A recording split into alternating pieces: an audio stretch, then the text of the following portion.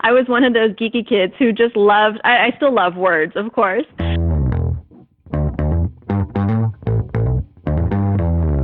You're listening to the Author Stories Podcast, bringing you the story behind the stories and the storytellers.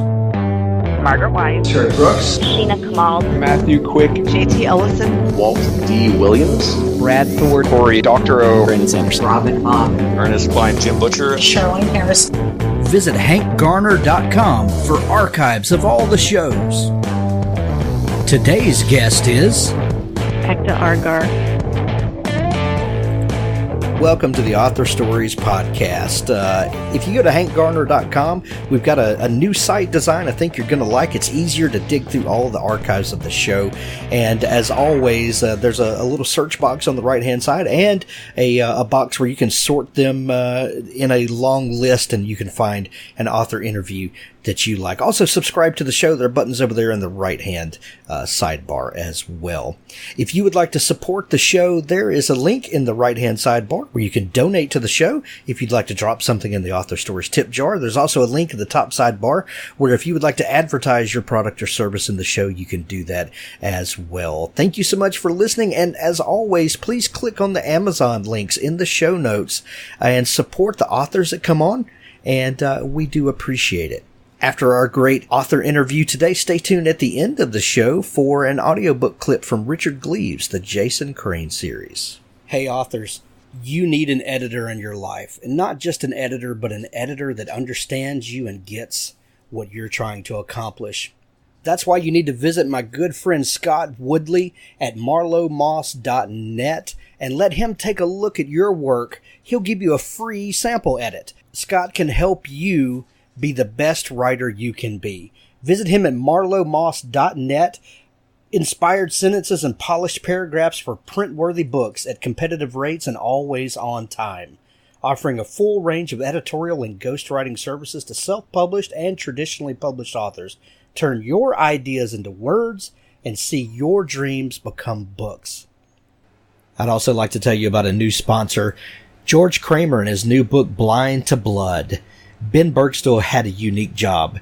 He was a tissue procurement specialist. When someone died, he would surgically remove people's body parts for donation. He really enjoyed doing it. So much so, when an anonymous email asked him to consider recovering people's body parts on the side, he was more than happy to oblige. The trouble was Ben sought out live people to fulfill his clandestine clients' needs. Read all about Ben's exploits in this riveting book that delves into tissue procurement, Blind to Blood by George Kramer. Pick up your copy today on Amazon and find out why people are saying this is an intense page-turner, that they are also fascinated by digging into the mind of Ben and finding out how he works. If you would like to see a look into the darker side of humanity, pick up Blind to Blood, the riveting new page-turner by George Kramer. Well, thanks for joining me again for the Author Stories Podcast, where I bring you the story behind the stories and the storytellers. Today, I'm really excited to have my new friend Ekta Garg on the show with me today. Ekta is a really interesting person, writer, editor, and I think she's going to bring a really great perspective to the show that we don't get very often as someone who straddles both of those worlds. She has a story in a brand new anthology out that she's going to tell us all about, and I think she edited it as well. Welcome to the show, Ekta. Thank you so much, Hank. I really appreciate it. Oh, thank you. Ekta, we begin each show with the same question, and that question is, what is your first memory of wanting to be a writer or storyteller? Well, my first memory of actually writing something was when I was about 8 or 9, and I wrote a poem for my father to celebrate his birthday, and it was really exciting because I remember being really proud of it, being able to produce something, put my feelings into words. And all through elementary school and high school, I just kept writing short stories.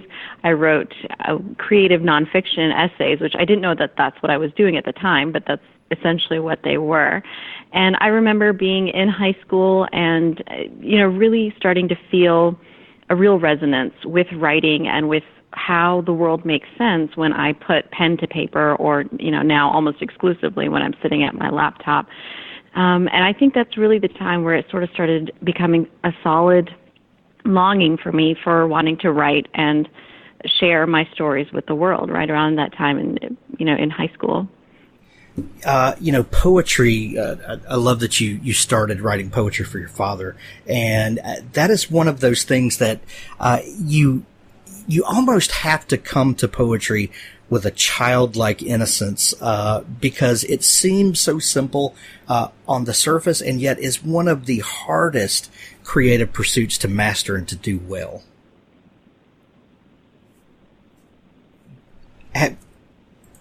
Ekta, I'm so sorry. Yeah. You were muted. I just went into a whole spiel and you didn't even hear it. I'm sorry.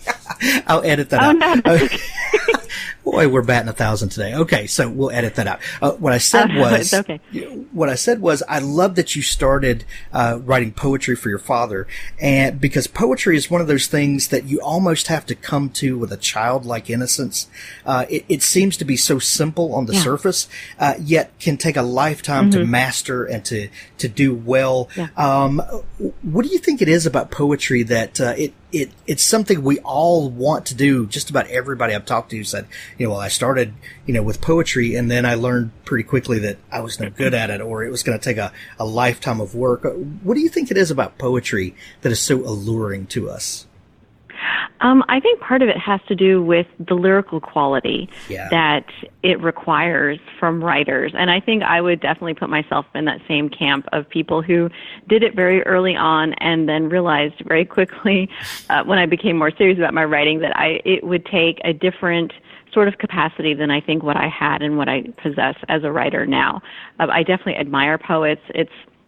There are times where I will read a poem from somebody, and it just blows me away that they take language and they are able to give it this sort of almost musical quality, and it gives it a rhythm and a sort of a sway. And even if it's free verse, which doesn't necessarily follow a certain rhyme and meter, it definitely still has sort of just the way it just sort of leans back and forth into the language and out again, and into our experiences and out again. I think it definitely has a different kind of magic than prose does.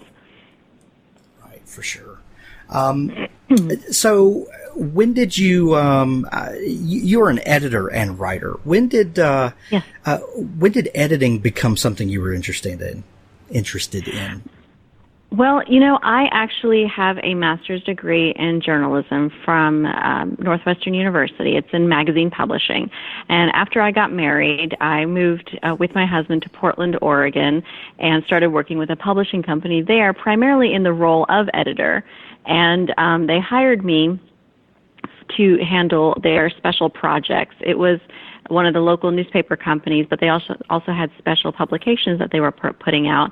And I was looking for something to do to keep myself occupied, really, because my husband was in his first year of residency, incredibly busy, and I was just kind of, empty-handed at that point in terms of having something really intellectually stimulating to keep me occupied. So I went after this job. I got the job, and I started editing from there. I started doing my own writing, and I just discovered that I loved it. I still loved writing, and I still wrote, and journalistic writing, of course, is slightly different from creative writing, but there was something about editing that really fired up a different part of my brain and offered me a lot of creative satisfaction. And then later on, when I left the company because I had 2 young children at home, and somebody asked me if I did freelance editing, it was like they handed me the perfect solution to being able to stay at home with my kids and yet also still stay intellectually stimulated. And so that's just what I started doing in 2011 and have continued to this day. Nice. I have heard that you were a serious contender in spelling bees. Yes. I was one of those geeky kids who just loved, I still love words, of course. But yeah, I represented the school in the South Carolina Association for Christian Schools Spelling Bee. several times. I won state several times. I went to the nationals of the American Association of Christian Schools and won second place my sophomore year of high school.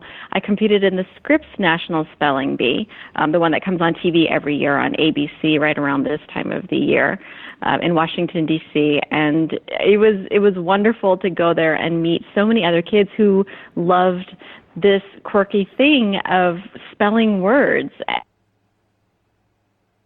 And it was just one of those really fun, amazing talents that we all shared. And I think it definitely serves me today because I'll be sitting and working on a story. And I'm thinking of how should I present this? How should I write this? And all of a sudden this word will just kind of bubble up from the back of my brain. Where did that come from? But it's probably from all those years of spelling. So it definitely something that I definitely enjoyed and that serves me well to this day.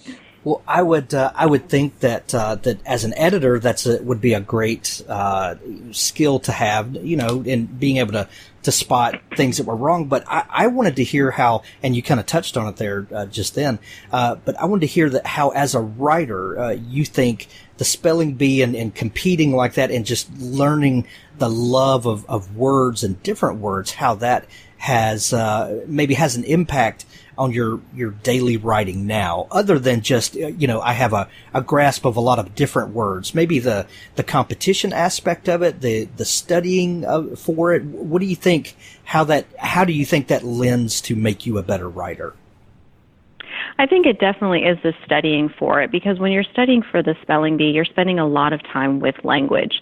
You're spending a lot of time not only learning how to spell the actual word, you're learning what the word origin is, you're learning what the definition is, and it just puts a lot of that information, like I said, into your brain, kind of tucks it away in the back, where even if you're not actively spelling anymore, you still have that somewhere back there, and you're just spending a lot of time with words and ideas and concepts, because clearly, when you have a word in front of you, it's coming from someplace. It just doesn't drop out of the sky. So it's coming from someplace. And sometimes that word can make you ask a question about its origin. Or, like today, if I'm sitting and writing a story, words are really interesting to me because of where they came from, what they might be connected to.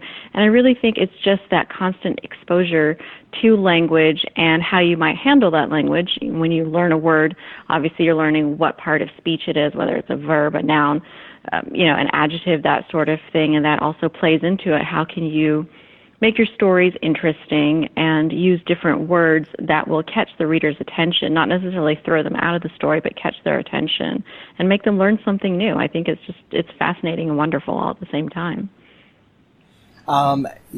You grew up in South Carolina, is that right? Yes, Myrtle Beach, South Carolina. Myrtle Beach, I love that part of the country.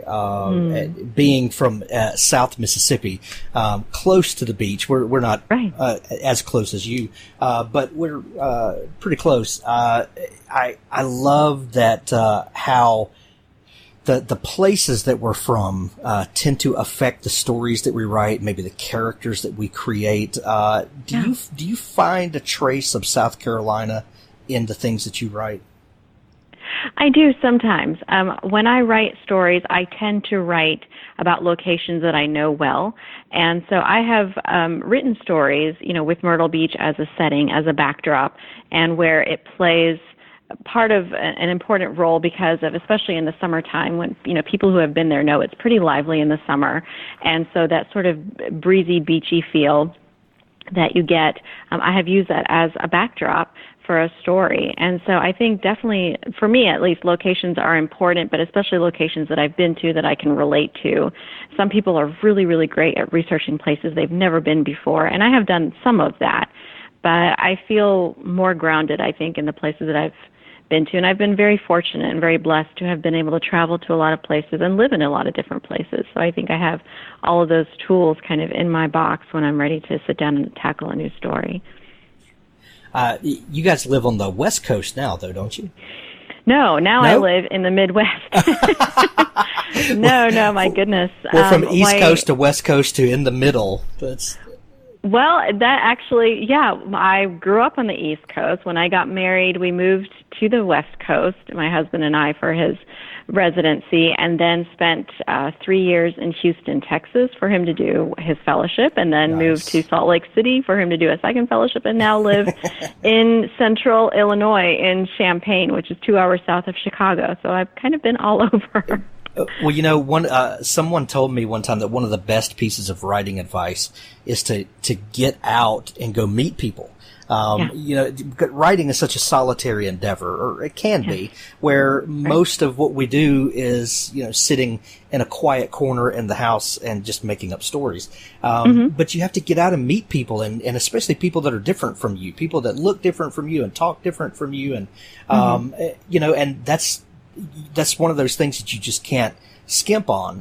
So someone that gets to live in different places and see kind of what the actual flavor of a city is by being there for longer than a vacation weekend, those are things that a writer can draw on for life. Absolutely, absolutely. And also, it also gives you an opportunity to sort of take what you know and spiral it outward. So, for instance, I've spent time in Texas, so I may not know what, one of the smaller towns in Texas, maybe the exact makeup of that town is, but I've lived there in that heat, in that landscape, having met people, hearing how they talk, and so I can take some of the textures of, say, the Houston area. We were in a suburb, so it wasn't even in proper, downtown Houston. So take some of those same textures and apply some of them to, a smaller town, like if I make up a town or if I use one of the small towns that are there. So definitely, it's definitely helpful to have been able to have lived in so many different places and met so many people. You have you're an editor and a writer. You're also a freelance writer and a blogger. How did you get started in freelance writing?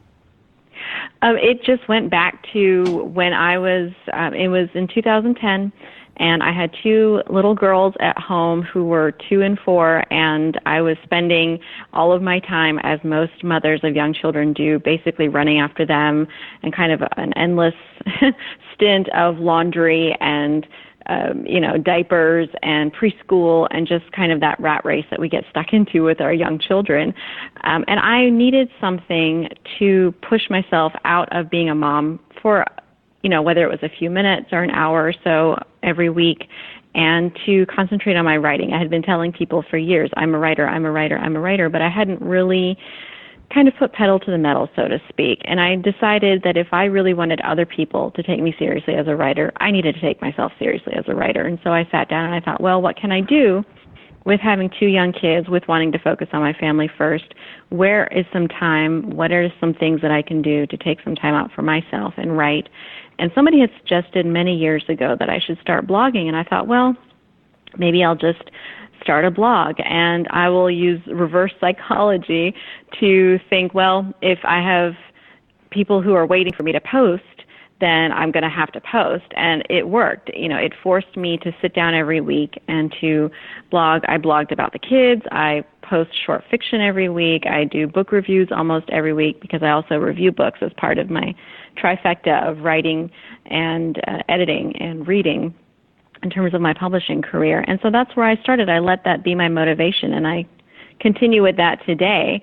As far as the freelance editing, I slowly started putting out feelers, went on LinkedIn, and just little by little started exploring what the internet has to have. If I couldn't go out and interact with people because of my responsibilities at home, then I had, the whole world at my fingertips essentially, and started reaching out to others online. And that's what brings me to today, and it's been a wonderful experience.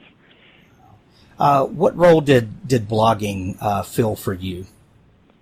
It forced me to be regular about my writing, which is something that every writer who really wants to be serious about publishing their work needs to do. Everybody has a different way of approaching it. Some people sit down and say, I'm going to keep writing until I hit 500 words today. Some people say, I'm going to keep going until I work for an hour. Everybody has a different benchmark. Whatever benchmark works for you, you have to have a regular routine of writing. There's just no way of getting around that. And blogging made me do that. I work really well when I have deadlines, when I have schedules. I'm definitely a planner, and so it really suited my personality and made me, even though they were self-imposed deadlines, but it made me sit down and very slowly, bit by bit, put together a regular writing routine. Gotcha. What was the first piece of fiction that you wrote? Oh my goodness, wow. I started writing when I was pretty young, as I mentioned before. I remember when I was in high school, I started writing short stories, and I think those were probably the first stories that I wrote with serious intention. It wasn't just something that I just sat down and was doodling and thought, oh, this is kind of interesting. I really sat down and thought, okay, I want to write a story about this, and I started doing that. So I would say probably in high school is when I was doing it more seriously. I mean, I have little stories that I wrote. One of the first ones that I can definitely remember is in the 6th grade, we got a writing assignment. Our teacher said, okay, write a short story. And, she said, I think the limit was 5 or 6 pages. Mine turned out to be 20, and I had this grand plan of making it into this series about a pair of twins who were sleuths, and they solve mysteries. But, that never quite panned out. But one thing, I still have that original story that I wrote and my teacher's comments, wonderful story, maybe a budding author someday. And that definitely, I think, probably planted something in the back of my brain that maybe this is something I could go after. So those are my earliest memories of really writing with some thought behind it, not just sitting to write just because it seemed like something fun. Right. So many times I hear that story of a young writer who a teacher or an adult somewhere gives that one little pice of encouragement, and that's something that they hold on to for 30, 40, 50 years. And it may just be a throwaway, compliment. Not that it was insincere, but, maybe the adult didn't put an enormous amount of weight on what they said, but they have no idea how much we put on that thing. And so I tell people all the time, if you encourage, it costs you nothing to encourage somebody. Absolutely not. And you just never know what that little compliment is going to do for somebody, years down the road. Absolutely. I completely agree. And that's why when I meet people who are younger, just over the weekend, we were at a friend's house, and their daughter, who is a freshman in high school, was telling me that she is really serious about writing. And I told her right away, I said, anytime you want me to read something, please don't hesitate to let me know. I'm always happy to read things and offer suggestions, offer constructive criticism. And I do that. A couple of people have approached me for their kids for that reason. And I'm always happy to do it because I know what it was like being that young and writing things and feeling nervous about ever showing them to anybody because I didn't know if it was any good or, what they might think. And so I definitely like to pay it forward when I can. Absolutely. So tell me about this. You have been a part of a couple of different anthologies, haven't you? Yes, so I have. Tell me about how you got involved with them and what your contribution is. I think the first one was Once Upon a Wednesday. Yes, that's correct. Well, Author's Tale was started by Casey Berryman. She's a wonderful, wonderful person. She's out in Texas. She started it, I think, 4 or 5 years ago as a way, again, for her to reach out to other writers. And so 2 years ago, she decided that she wanted to put together an anthology by people who are part of the group on Facebook. It's primarily on Facebook. There is a website as well, but we mostly meet, so to speak, quote unquote, on Facebook, where we share stories and critiques and that sort of thing. And so the first anthology that the group put out was called Once Upon a Wednesday. And the reason why it was called that was because there are new writing prompts that come out every Wednesday. And so she was just kind of taking it from that idea of the Wednesday writing prompts. And so I contributed a creative nonfiction piece to that about an incident that happened when we were moving here to Illinois and the frustration that I was feeling when we couldn't find a place to live, and a small gesture of kindness that somebody showed me that sort of helped turn my mood around that day. And so that was 2 years ago. And then this past year, Casey, she is always looking for ways to help the group expand and for us to help each other in a more active way, because, many of us are editors as well as writers, and there's some book designers or people who have all sorts of talents that we can offer one another. looking for ways to incorporate all of that and help us all collaborate. So she put out a call for this next anthology that came out actually in March, that those of us who wanted to help edit, anybody who was interested in that. And so I'm always looking for new editing opportunities. And so I indicated to her that I would love to help edit the anthology once all the stories got chosen. So I submitted stories for selection. All the stories went through a selection process with judges, and one of my stories got chosen. And then after that, I got to be sort of on the inside of helping to edit. And at that point, the editing was more in terms of grammar, making sure that, the formatting was okay, and making sure that there weren't any pesky typos that kind of snuck in. But it was a wonderful, fun experience to be a part of. And I think just overall, Author's Tale has been an exciting experience. I would definitely highly encourage any writers who are listening today to check it out, because we have a great group.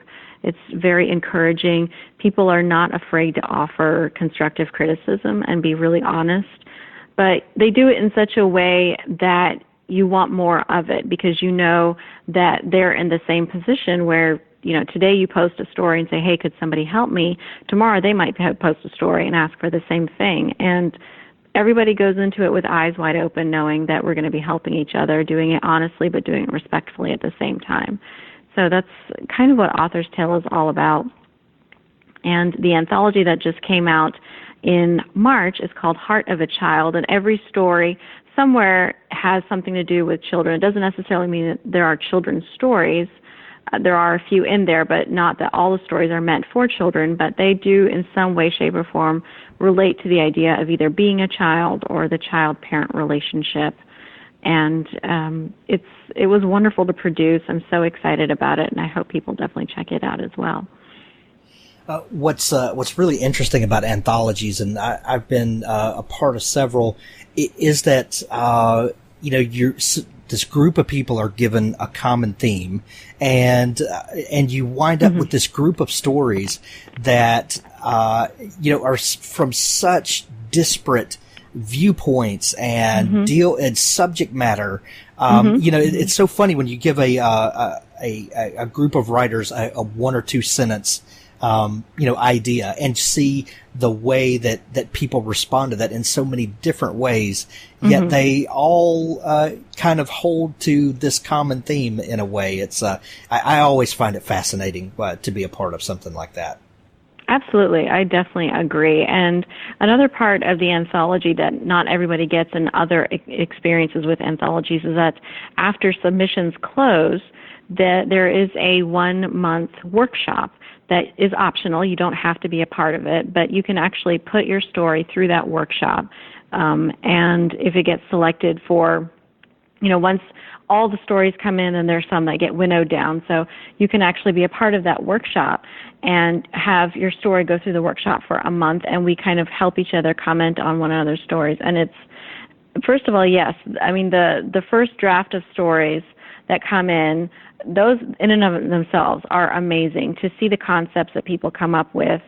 The story that I wrote, The Dress, is about a young woman who had promised her great-grandmother that she would wear her wedding dress when it was time for her own wedding.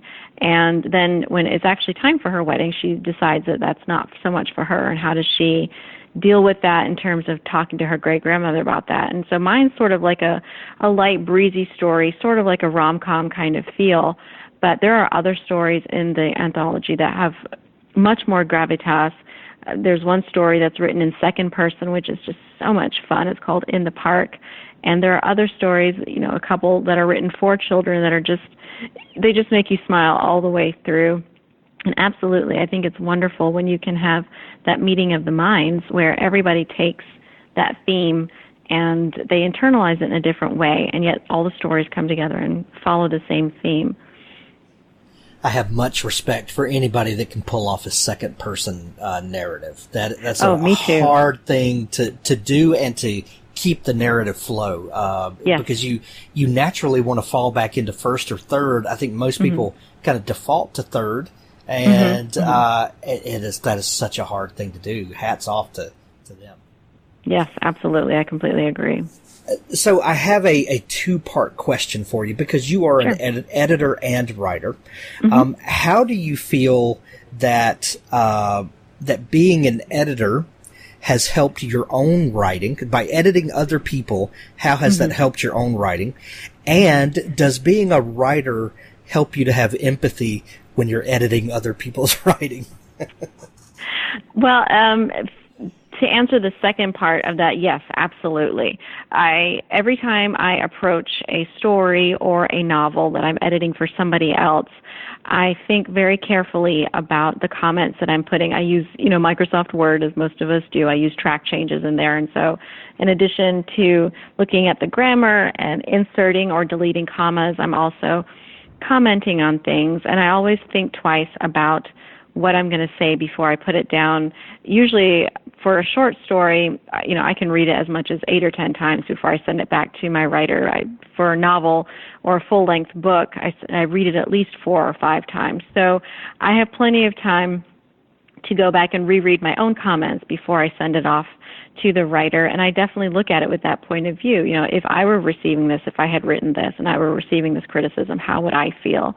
And I absolutely empathize with the writers, because it's no fun to spend all this time and energy on something only to have somebody tell you, this isn't really working.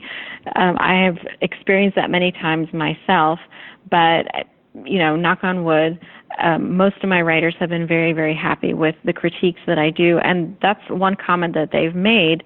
And I think it's really because I do the writing as well on my own stories, the work on my own stories. At some point, a novel, I think, that I definitely approach it that way. As far as how editing helps me in my own writing, there is a phrase called "kill your darlings," where if you are really deeply attached to something, but it's just not working, it's just not meant for this story. Maybe it's meant for something else, or maybe it's beautifully written, but it has absolutely nothing to do with anything. Some novice writers will feel very, very heartbroken if they are asked to take that out. And I think when I was a younger writer, I definitely felt that way. Now, if somebody points out something and they say, this has got to go, I look at it and I sort of wince, I hit delete, and I move on. And I think it definitely helped me. Learning how to edit helped me learn how to be more objective about my own work. So if I work on a short story, I put it down for 2 hours or even a day. I come back to it. I can look at it with more of an editor's eye. That doesn't mean that I don't fight some of my writing friends on some of the things that I want to keep, but it's more sort of a collaborative effort of, okay, here's kind of what I was going for. How can I get there? And then, the other writers can say, well, why don't you try this? Why don't you try that? And I can look at it and say, hey, yeah, that totally makes sense, as opposed to, but I really, really want to keep this. So I think it definitely helps me be more objective about my own work. And I think when I review books, that's one of the reasons why I review books as well, is because I'm trying to keep current on what's coming out of the publishing houses now. So I can be more objective about my own work and say, well, I really like this. I don't like this. This is really working for me. This is really interesting. And so that adds another piece to it as well. Well, I think a lot of people would love to know your thoughts on when to know that your darlings need to be killed. We all hear that, and it's so easy to look at someone else's work and say, this character's way too precious to you, and you won't put them in any real harm, or this character's not serving the story. They just need to be cut altogether. How do you know when you're at that point? How can you separate something that's deeply personal to you and something that's just not serving the story? I think it really helps to have clarity of vision. What is it that you're trying to accomplish with this story? Whether it's a short story, whether it's a novel, even if it's creative nonfiction, both short pieces and long pieces, I think it's crucial to know from the outset, this is what I want to accomplish. Whether you're a plotter or a pantser, it doesn't matter. Everybody goes into writing having some sort of idea of what they want to do. And something that I've actually started doing recently, because I was working on a story last year that it was actually for Author's Tale, and I had put it out to the group, and several people were making sort of the same sorts of criticisms of it. And I went back and I realized, you know what? The reason why they're making this criticism is because my vision for this story is not clear. What I'm trying to accomplish is not coming across. And so I started thinking about, well, what can I do to keep myself on track? And I decided that I was going to, for short stories at least, put down on a note card in one single sentence what it is that I want the story to be about. And then when I'm working on that story, I put that note card right next to my computer, and I keep looking at it. And as I'm writing, I keep looking at the note card and keep asking myself, after every page or so, or maybe I write the whole story, but then I go back to that note card and say, is this story, does it follow what I wrote on this note card? Does it support the vision that I had? And if it doesn't, then I need to go back and clarify. And I think that sort of helps me edit before I even show my pieces to anybody else. Sometimes you'll still have things that are in your story or your piece that you still want to hang on to, but I really feel like if you have clarity of vision, that should take care of most of those little elements that you really want to hang on to but aren't ultimately serving the story. And just because it doesn't serve this particular story that you're working on doesn't mean it can't serve a story in the future. Sometimes we go into something and we start writing and something just sort of comes out kind of on the side that we weren't thinking. It just sort of came out subconsciously. If that's not working for this story, pull it out, save it in your notes, and then use it somewhere else, or maybe turn that into its own story. But I think having clarity of vision is key more than anything else. Ekta, you've been doing this for quite a while, and in all you've kind of worn a lot of different writing and editing hats. If someone is new and they are just getting into it and maybe fresh faced and not quite jaded yet, like some veterans could be, what's one piece of advice that you would give them to help them to not get discouraged, but to keep working on their craft?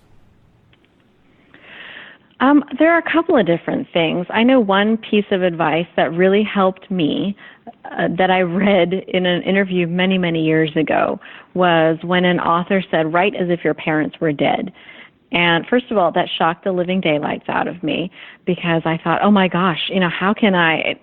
And I had to it took me about a day to sort of get over the idea of, no, this person is not saying wish that your parents were dead. They're saying write as if they were dead. And of course, the main idea in that is that you can't let other people's thoughts and expectations scare you into not writing your truth. And I actually wrote an article about this for the Writer magazine that came out last year in October, where I had these ideas of what my family members should be saying, how they should be supporting me, and when I realized that they didn't, I was just devastated. But it's not because they don't love me, and it's not because they don't support me and the idea of me being a writer. It's just that they're not writers themselves, so they don't know how to support me internally, from the craft up. They can support me by saying, oh, we're really proud of you. That's great that you got published. But I think you can't be afraid of what other people are going to think and not think. And I was for a very long time, I'll be very frank. I mean, my parents migrated here from India many, many years ago, and so they brought with them a certain set of values, a certain set of cultural expectations. And, having access to another culture is a wonderful, wonderful thing, but just like any other thing, it has certain parameters that you grow up within. And so there were things that I wanted to write when I was younger that I couldn't because I really was afraid of what my parents would think. And when you have that fear, you can't write something that's honest, and when you can't write something that's honest, your readers are going to pick up on that right away. So it can be hard sometimes to write something and be afraid of what other people might think about it. But if you write from your heart, and if you're writing honestly and with that authenticity, I think people will be okay. The ones who love you and who really do support you will be okay. And my parents and my family really are. I think the other thing is that young writers often hear write what you know. And, I think we should sort of amend that piece of advice and maybe make it right from what you know. Sometimes you might say, oh, well, my life is just kind of boring. I'm a mom of 2 kids, and, they go to school, they come home, I take them places, and, I go to the grocery store, I go to Starbucks, I go and do regular things. It's like, well, why is that interesting? Why would somebody want to know about that? But, as we discussed earlier, I've lived in different places, and so maybe I can take those experiences and write from that and create a story situation that will spiral out from what I already know. So I can start playing the what if game. And I think if you just keep yourself open to that, then it won't seem like what your own experiences are so boring. For example, I wrote a story last year about a terrorist, and kind of writing from his point of view, but also in a subtle way, sort of condemning what he was doing. Now, I have never lived in the Middle East. I have absolutely no designs of, anything close to terrorism, and I have no experience in that. However, he was feeling really helpless, and when you're in a situation, when you're helpless, when people who you love have died and there's nothing you can do about it. And that's what he was experiencing. So I was taking my own experience of feeling that helpless, applying them to him, and spiraling that outward. So that's what I mean when I say write from what you know. And I think if writers do both of those things, if they write without being afraid of who else might be reading or thinking about their work, and if they write from what they know, it'll keep it interesting and fresh. And I think those are they sound like simple pieces of advice, but there's no magic formula to writing, really. There's no secret science to it. It really is just taking the world as you understand it and using your words to express what you've experienced. That is powerful, powerful advice. So everybody take that to heart. Are you a freelance editor in that, are you actively looking for clients? Absolutely. I'm always happy to discuss projects with people. My website, they can go to my website. I put all my rates on there. I'm always happy to offer people free sample edits so that they can see how I work, and also maybe get a gauge on how much work that they need to do or that they've already done on their manuscript. I don't want getting stuff edited costs money, and I don't want people to be spending, lots and lots of money on something if they can go back and work on it themselves first. Because, we all work hard for our money, and it's something that I want to make sure that they're putting their resources toward at the right time in their writing career. But absolutely, I'm always happy to talk about projects with people. I'm always on the lookout for ways to help people. And I am definitely looking for, new writers to work with. We're coming up on the summer season, and I already have a couple of projects booked, and I try not to work on more than one novel or book length thing. Short stories, I'm always happy I can take those on anytime. Book length things, I tend to work on one at a time or overlap so that I'm beginning one when I'm finishing another one, just so that I can give my full concentration to it. Also because, like I said, I am a mom. I do have 2 beautiful girls who will be 12 and 10 this summer, and so I'm constantly running after them. And so, I'm still balancing motherhood with my own professional pursuits. But I'm always happy to discuss things with people, work out a schedule, and see what works best for them. So absolutely, anytime I'm happy to talk to new writers. Well, give your website a plug. Where can people find you? And also, tell folks where they can find you on social media and where people can connect with you if they're interested in your writing and your editing. Where all can people locate you? Yeah, absolutely. The best place to start is my blog. So it's The Right Edge, WRITE. So therightedge.wordpress.com. You will find links there to my other blogs, the book review site, as well as my parenting blog, where I still talk about the girls and the trials and tribulations of parenting and all, how they have me jumping through hoops pretty much every single day. You can go to Facebook and find me there. Just put in my name, Ekta R. Garg, G-A-R-G. My first name is spelled E-K-T-A. And I am on Twitter, again, at Ekta R. Garg. And those are the places where I'm really hanging out the most. And, of course, email is great, and you can find my email on the blog. But I'm always happy to connect with new people. Like I said, I love talking about stories and writing and brainstorming, and it's just so much fun to hang out with, those characters who only we can see, but who become very dear to us. Absolutely. And Ekta, it has been a great pleasure to get to hang out and chat with you today. Thank you so much for taking time to come on the show. Thank you, Hank. I really, really appreciate it. It's been a wonderful, wonderful experience and a pleasure. Thanks for listening to the Author Stories podcast. For more great author interviews like this one, go to hankgarner.com and dig through the archives. There's something there I know you'll love. Now stay tuned for a special audio clip from Richard Gleaves' The Jason Crane series. They made instant coffee and laid blankets over a pile of hay. He helped Kate pull off her boots. She volunteered for first watch, but Jason couldn't sleep. "Talk to me?" he whispered. Kate sipped her coffee. She sat silhouetted against the soft navy sky. A field of stars hung above her. The constellations peered in through the windows and slats. "How about a story?" "Sure. My mom used to tell this one. It's the legend of the Star Maidens." He watched her words as she spoke, her story illustrated by puffs of vapor that mixed with the steam of her coffee. Long ago, a Mohican brave became lost in this valley. He'd followed a red deer deep into the woods, but the deer had vanished, and as twilight fell, he lost his way. He searched the heavens.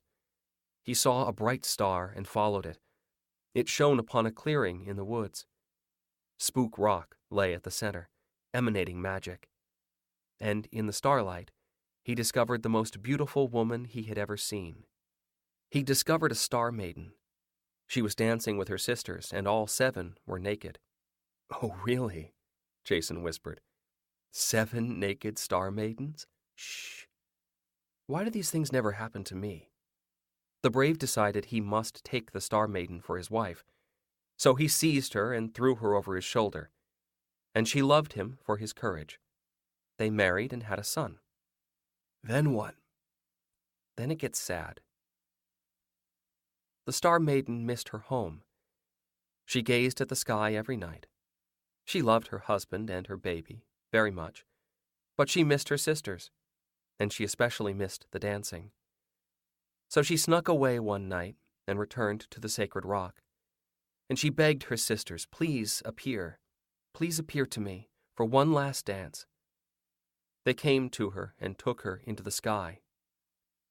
Kate's silhouette swayed. One last dance. It was wonderful. And when the dance was finished, they sent her back to Earth. She thought that she'd been away for only a little while. But that one dance had taken many, many years. She ran back to her husband, back to her baby, but they were gone. Her home was empty. The hunter had stopped waiting for her. He'd given up hope that she would return. He'd taken their child and had left with his tribe. One last dance had cost her everything, and she had no home at all. Jason could sense something roiling inside Kate, some brew of feelings that the story had stirred. He wanted to leap up, to grab her and carry her off, his star maiden and wife. She climbed up to Spook Rock. She heard no music, only wind. She died there of her grief. She dwindled and lost her star form. She became a will-o'-the-wisp, fluttering between the trees. And see that constellation? The Pleiades. Those are her 7 sisters, watching down from heaven. And, to this day, if a girl has lost her true love, she can go to Spook Rock and dance, and the star maidens will bless her. They'll grant her one wish, any wish at all, except one. They can't make her true love return.